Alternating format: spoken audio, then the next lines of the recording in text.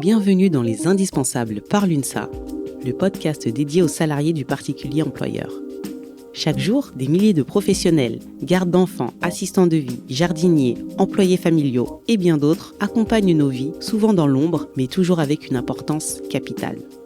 Dans ce format court, l'UNSA donne la parole à celles et ceux qui vivent ce quotidien, leur réalité, leurs difficultés, mais aussi leur fierté. Parce qu'être indispensable n'est pas seulement un mot, explorons ensemble cette réalité épisode après épisode. Bienvenue dans Les Indispensables par l'UNSA. Bonne écoute. Je m'appelle Mélanie, j'ai 53 ans, je suis célibataire et j'ai 3 filles. J'habite dans le 20e arrondissement de Paris. Ça fait plus de 20 ans que je suis garde d'enfants à domicile et depuis mes débuts, j'ai dû accompagner entre 20 et 25 enfants. Je suis là où on m'appelle. On reçoit la critique que le métier de garde à domicile est un cercle fermé. C'est vrai qu'on ne le conseille pas à n'importe qui. C'est un métier dans lequel il faut de la patience, de la diplomatie, de l'amour et beaucoup d'humilité. Et tout ça, ce n'est pas donné à tout le monde. Et c'est une grande responsabilité de devoir s'occuper de jeunes enfants. Donc on va dire que ce n'est pas un cercle fermé, mais plutôt qu'on fait nous-mêmes le premier tri. Et ça permet de garder un certain niveau. Ce que je préfère dans le métier, c'est le contact avec les enfants.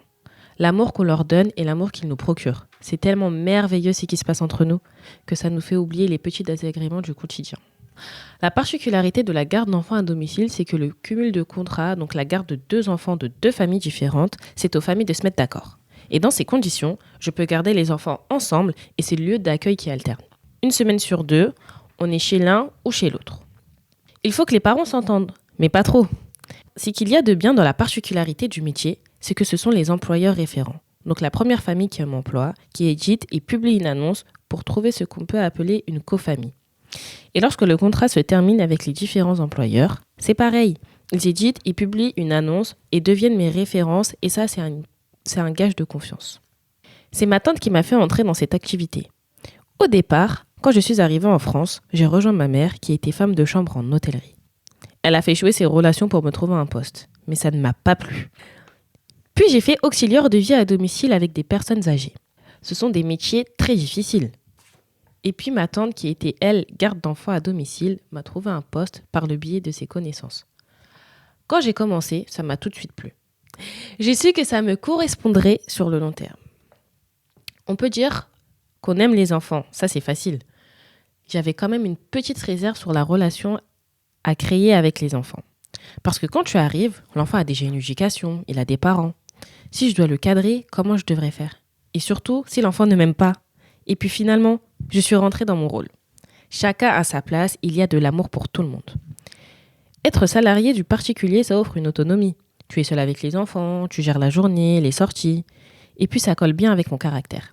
Je pense que je n'aurais jamais pu travailler en crèche, avoir des collègues, gérer les relations compliquées à gauche et à droite, les coups de gueule. Si tu as un responsable avec qui ça ne passe pas, tout peut dégringoler et partir dans tous les sens. Je préfère m'isoler que rester dans un groupe. Et puis en termes de salaire, chaque contrat peut apporter entre 1 250 € jusqu'à 2 000 € pour les plus généreux. Donc ça, c'est un avantage à ne pas négliger. Il y a une particularité dans notre convention ou nos contrats, je ne sais pas trop, qui mérite d'être vue. On arrive à négocier avec les familles, mais c'est délicat. Je parle de l'agrandissement dans la famille. Puisqu'en général, on accompagne les familles sur 3 ans jusqu'à l'entrée de l'école, sauf en cas de déménagement ou autre. Et en 3 ans, il se peut qu'une grossesse est enclenchée et lorsque la maman accouche et doit reprendre le travail, on garde la fratrie, mais il n'est pas prévu d'augmentation puisque nous sommes payés à l'heure. On se retrouve avec 2 enfants, donc une charge de travail en plus, mais pas de compensation prévue par la loi. Alors que si je prends exemple de la cantine ou de la crèche, les familles sont facturées pour chaque enfant. Dans les faits, on arrive à négocier cette clause en appuyant sur le fait que tout ça c'est de l'énergie supplémentaire à fournir, qu'on est des êtres humains et qu'il faut tenir en compte de tout ça. Et ainsi, on arrive à percevoir jusque 250 € supplémentaires. Mais c'est quand même injuste. Et puisque ça n'est pas une obligation, la négociation est limitée. On pourra aller jusque la moitié du salaire de base. Ça, ce serait juste. Et c'est quelque chose qui n'existe pas dans le privé. Si l'employeur ajoute des tâches, il va forcément augmenter le salaire de son employé, puisque tout travail mérite salaire. Et il y a autre chose sur laquelle il faudrait se pencher, la prise en charge du repas. Les salariés du privé peuvent avoir des tickets restaurants, les entreprises du privé nourrissent leurs salariés. Mais dans la convention collective des gardes à domicile, ça n'est pas prévu. Alors c'est encore une chose à négocier dès le départ. bien que dans la logique, on passe des journées entières chez l'employeur. Ça sous-entend que le temps du déjeuner, on y est. Et parfois, quand les parents ont des réunions ou des événements dans la soirée, eh bien nous y sommes sur le temps du dîner également. Comme partout, l'argent est le nerf de la guerre. Ça serait bien de mettre en place un suivi psychologique pour les gardes à domicile, parce que parfois, certaines professionnelles peuvent subir du harcèlement de la part des employeurs. On a bien la médecine du travail, mais c'est à l'employeur de prendre en charge le rendez-vous et malheureusement, c'est pas toujours respecté. En même temps, il n'y a pas de contrôle sur la question. J'ai connu le syndicalisme sur le tard.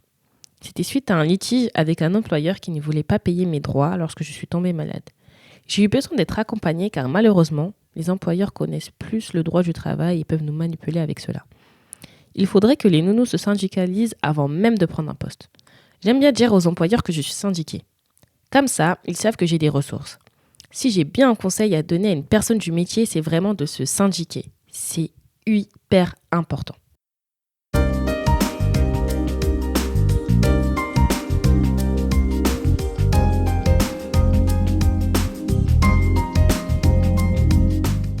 Bonjour, je suis Myriam Fofana. Je suis secrétaire générale du syndicat UNSA des auxiliaires parentales et des salariés du particulier employeur depuis bientôt 8 ans. Avant moi, c'était ma mère qui était secrétaire générale du syndicat professionnel des gardes d'enfants à domicile, qui est en fait l'ancien nom de notre syndicat. Donc je suis arrivée ici un peu par un concours de circonstances. Ma mère commençait à manquer de temps. Moi, je cherchais du travail en tant que stock manager et ne trouvant pas, j'ai décidé d'assurer la permanence syndicale, le temps de trouver un emploi dans mon secteur. Finalement, j'y ai tellement pris goût, à force de recevoir les adhérents, de les renseigner, de régler leurs problèmes, que j'ai décidé de me présenter en tant que secrétaire général du syndicat en mars 2018, et depuis, j'occupe ce poste. Je suis également chargée de développement du secteur des particuliers employeurs et de l'emploi à domicile pour l'UNSA. Donc ça passe par l'organisation de réunions pour les adhérents.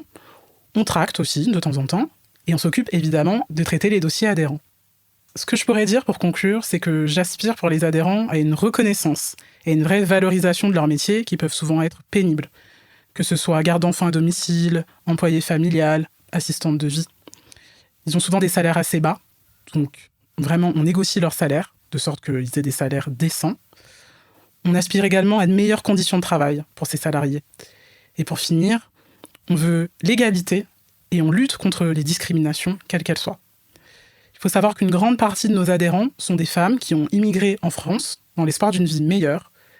Et l'UNSA est là pour les aider et pour les accompagner, tout comme elle le fait avec l'ensemble des salariés du secteur. Alors pour répondre au témoignage de Mélanie, j'aimerais commencer en rappelant que le métier de garde d'enfants à domicile, il a pour mission principale l'accompagnement et la participation au développement du ou des enfants du particulier employeur. Donc les profils des professionnels de la branche sont souvent des femmes, en fin de trentaine, voire début de la quarantaine. Dans la plupart des cas, elles sont mères de famille. Et en Île-de-France, elles sont souvent issues de l'immigration. J'ai pas de chiffres comme ça en tête, mais c'est assez significatif. En Provence, par contre, c'est pas le cas. C'est une information importante à mon sens. Donc Mélanie, elle nous parle de la garde partagée. En effet, c'est un mode de garde que l'on voit beaucoup en Île-de-France, un peu moins en province, mais qui est bien prévu dans la convention collective. Pour résumer, c'est la garde des enfants de deux familles différentes, sur les mêmes temps, donc sur les mêmes horaires. Quand c'est comme ça, les deux familles se partagent le salaire à verser à la professionnelle, ce qui constitue plutôt un avantage pour les employeurs. Et en fonction de l'accord conclu entre les parties, ce salaire peut être supporté à part égale, donc 50-50, ou alors 40-60, ou autre. En fait, c'est libre à chacun. Moi, ce que je dis souvent, c'est que tant que la garde d'enfant perçoit la totalité de son salaire et que toutes ses heures sont déclarées à la fin du mois, c'est le principal. Mélanie, elle évoque aussi le système d'annonces et de références. Alors oui, ça, c'est un point super présent au sein du métier de garde d'enfant à domicile. Je vous explique. Lorsque la garde d'enfant à domicile termine son contrat avec un employeur, souvent celui-ci sert de référence. Donc il fera une recommandation auprès d'un potentiel futur employeur. Donc les annonces sont postées sur Facebook, sur des applications ou des sites internet spécialisés. Par contre, c'est plutôt délicat lorsque la fin de contrat se passe mal. Parce qu'il peut arriver que certains employeurs mettent des bâtons dans les roues, mais heureusement, c'est assez peu fréquent.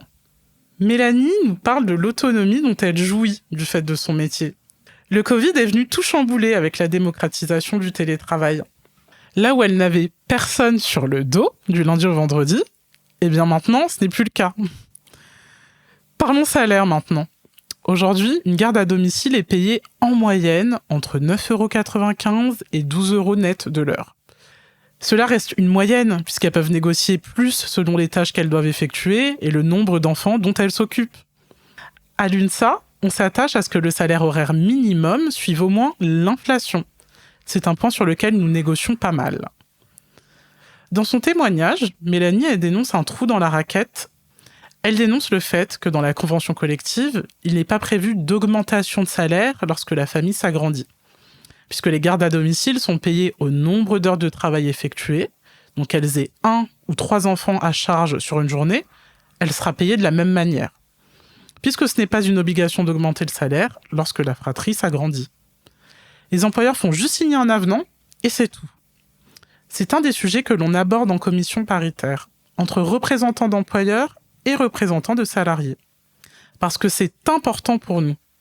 Le moyen que l'on a trouvé pour solutionner le problème, c'est de passer par la classification. Mais actuellement, dans les faits, elles arrivent à négocier une augmentation. Mélanie soulève le point de la prise en charge ou non du repas.